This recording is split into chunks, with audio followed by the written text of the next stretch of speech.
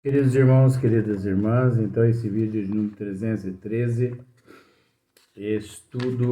assuntos de estudo, capítulo 29, livro dos médios. Esse assunto aqui tá bom por demais, né? Porque é um assunto que a gente trata dele direto. E agora deparamos com a matéria aqui elaborada por Allan Kardec. Então, olha só para você ver, eu vou repetir novamente, porque já está encerrando também esse tema, depois é um outro tema. Olha o próximo tema: rivalidade entre as sociedades. O que significa isso? Vamos pensar assim: rivalidade entre as sociedades seria o mesmo assim, rivalidade entre as casas espíritas. Será que existe rivalidade entre as casas espíritas? Ah, não existe não, gente. Os espíritas é tudo anjinho. Que isso? Dizendo assim, você já imagina o que nós vamos comentar aqui. Então, por exemplo, rivalidade entre uma sociedade esportiva, né? Rivalidade entre as sociedades esportivas, né? Então, o Flamengo com o Corinthians, com o Palmeiras, com o Santos, você entende que eu não torço para time nenhum. Eu estou só comentando a respeito de você. Então não tem aquela rivalidade, né? Aquele pega, pega, pega, pega. Nem sei como que. Mas tá bom. Então, Kardec está dizendo assim: ó, garantimos que há uma sociedade espírita, né? Cujos trabalhos se mostrassem organizados nesse sentido. Munida ela dos materiais necessários a executá-los, não sobraria um tempo bastante para consagrar as comunicações diretas dos espíritos. Olha só para você ver como é que é as coisas. Se as sociedades espíritas empregasse o tempo na autoevangelização, na transformação de moral, de caráter, mudança de hábito, de comportamento, de atitude. Se as sociedades espíritas investisse mais no lado científico, no lado filosófico, quer dizer, se as sociedades espíritas, se todos os espíritas se voltasse para o lado dos fatos, se voltasse para o lado teórico, naturalmente ia existir sim a prática, porque a prática também faz parte dos fatos. A prática faz parte dos fatos. A prática faz parte dos fatos.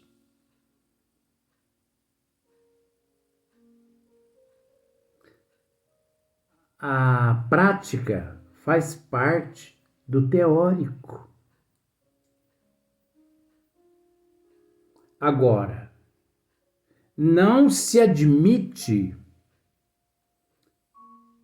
prática sem fato, sem o estudo dos fatos e sem o estudo teórico. Porque você entendeu que se você opta pelos fatos, naturalmente você depara com a prática. Porque a prática é fato. Você entendeu isso? Olha que legal. Não é muito bem explicada essa cabeça dessa ideia aqui? A prática é fato. Mas precisa ser estudado esses fatos. Esses fatos e o teórico é a mesma questão que nós tratamos da lei de causa e de efeito. Você não pode apontar algo e dizer efeito. Efeito? É. Mas de que causa? Eita! Oxi! Agora complicou. Aí você, simbolicamente, vamos criar uma historinha. Você consegue visualizar numa bola de cristal, simbolicamente, isso é místico. Você consegue visualizar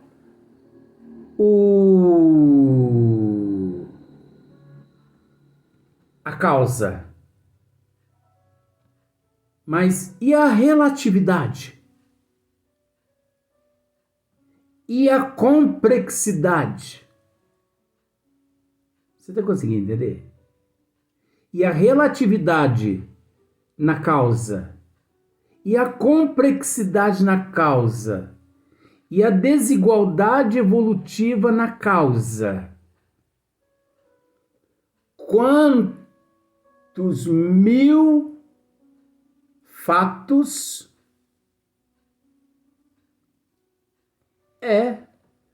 quantos mil fatos que culmina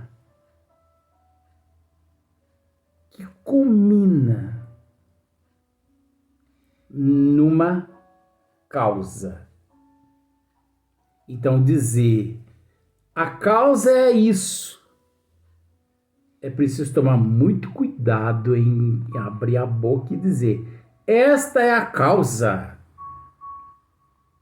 Porque pode ser que aquela causa ela esteja igual um cacho de banana. O centro do cacho de banana é aquilo que nós apontamos. Mas todas as bananas são fatores contribuintes. Todas as bananas são fatores contribuintes que nós não podemos descartar a ação.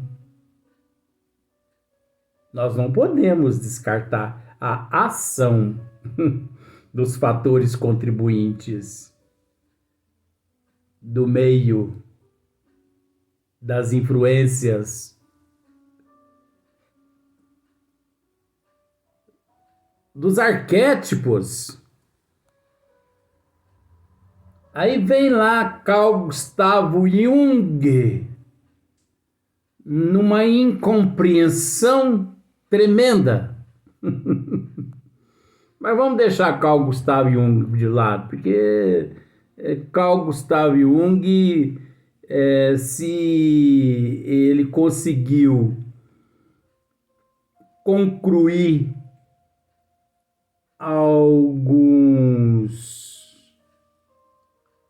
Se Carl Gustavo Jung conseguiu concluir alguns estudos, ele teve que, nos bastidores, estudar a doutrina dos espíritos na surdina. Eu não sei se você sabe disso. Ele estudou a doutrina dos espíritos na surdina, depois ele resumiu por conta própria e procurou os holofotes para ele, da forma como ele achou necessário. Mas, mediante essa situação, ele foi chamado a atenção na espiritualidade, porque ele tentou desviar os holofotes de Hippolyte Léon Denisard Rivail para ele.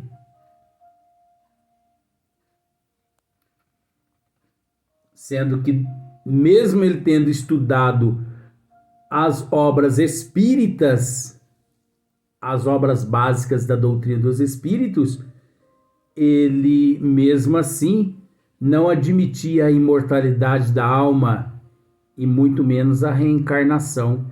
Então, para mim, esse Carl Gustavo Jung é um zero à esquerda, comendo feno e tomando uma aguinha numa baia por aí. Respeito, mas toda honra e toda a glória a Deus, a Jesus e a Hippolyte Léon Denisard Rivail. E Carl Gustavo Jung, não. Eu não me espelho em... Eu não me espelho, né? Eu não me espelho em Carl Gustavo Jung, não. Eu me espelho em Nosso Senhor Jesus Cristo. Eu me espelho em Hippolyte Léon Denisard Rivail. E no professor Eurípides, Dr. Bezerra de Menezes, esses outros aí perturbados aí, não. Então, mas você viu só, aqui parece complicado, mas não é. Você entendeu? Garantimos que há uma sociedade espírita cujos trabalhos trabalhos se mostrassem organizados nesse sentido, munida ela dos materiais necessários a executá-los. Não sobraria tempo bastante para consagrar as comunicações diretas dos espíritos. É aquilo que nós, durante todo o nosso trabalho de esmiuçamento, nós temos dito. Vou repetir mais uma vez. A função da doutrina dos espíritos não é... O espiritismo não está aqui para se preocupar com o espírito. O espiritismo está aqui para... Vou usar esse termo. Para se preocupar conosco, com a gente. Quando você abre uma obra da doutrina dos espíritos, livros básicos da doutrina, você está estudando é você mesmo. Você não está estudando ninguém, você está estudando o teu caráter, a tua moral. Você está estudando a tua identidade, a tua personalidade. Você entendeu?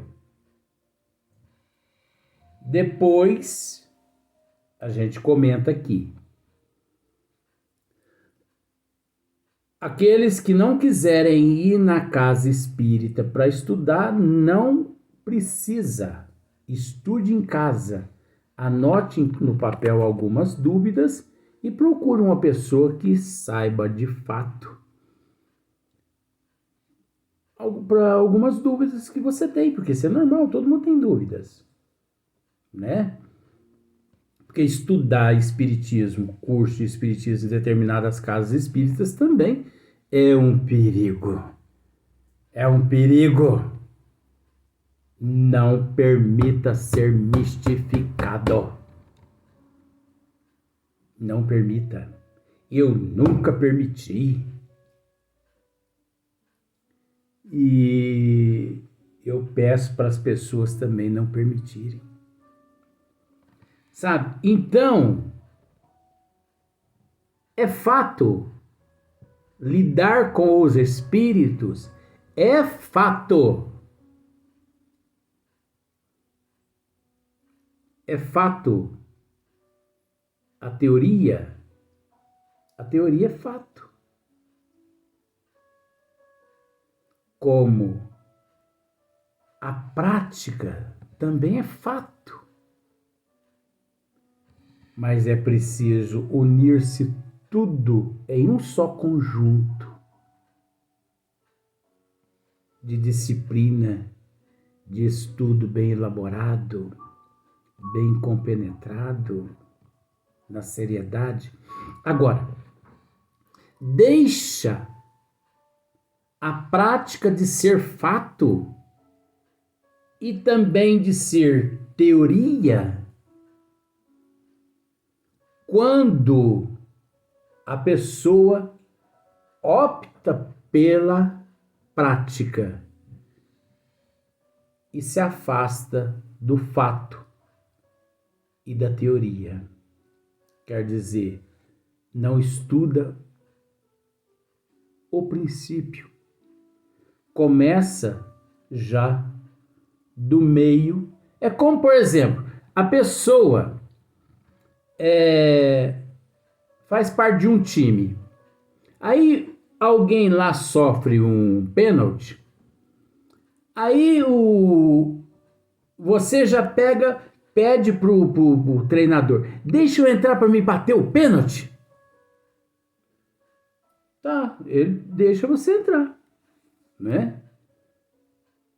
Aí você entra e você vai lá e bate o pênalti e sai correndo pra galera. Foi você que sofreu o pênalti?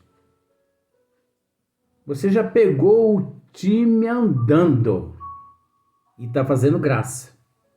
Depois tropeça, cai na lábia dos mistificadores, dos charlatões. Aí vai reclamar a quem? Então é aquilo que nós já dissemos. A função da doutrina dos espíritos. Prática faz parte dos fatos. Faz parte do teórico. Mas a função da doutrina dos espíritos não é se preocupar com os espíritos, e sim com as almas. Por isso você não fique preocupado ou preocupada com receber espírito, desculpa, e psicografar e tal, porque você está na contramão. Se ninguém nunca te disse isso, você está ouvindo agora, e raciocine. Nós temos que aprender a lidar com as almas. Quantas pessoas não respeitam famílias, não respeitam parentes, mas que nas casas espíritas se passam por ovelhas. Escreva isso aí que eu vou dizer agora. Escreva isso aí. A primeira caridade.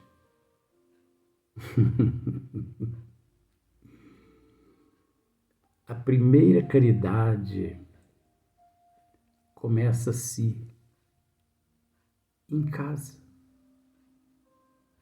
no lar, no seio da família consanguínea. Você entendeu essa? A primeira caridade começa no lar, no seio da família consanguínea. É para com estes que nós temos responsabilidade. Nós somos responsáveis por esses seres que encontram-se na nossa família. A primeira caridade começa no lar. Depois que nós conseguimos suprir as necessidades da nossa família, aí o nosso coração se abre e nós conseguimos fazer ao nosso próximo. Interessante, né? Quanta coisa, né, que a gente aprende, né?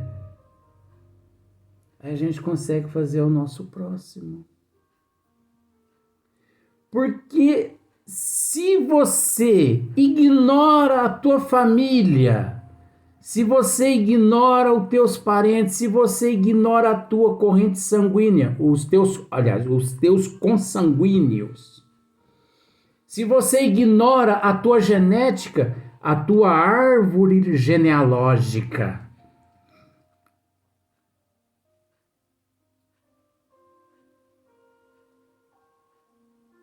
e você faz a um desconhecido, que mérito há? Não há mérito nenhum em fazer a um desconhecido primeiro do que a tua família. Porque a tua família, aqueles seres foram os que foram confiados a nós. Sabe por quê? Porque nós somos ainda espíritos muito falhos. Nós não conseguimos abarcar o mundo com as nossas mãos. Então, vem no seio da nossa família, nem mais nem menos do que aqueles que nós conseguimos abraçar.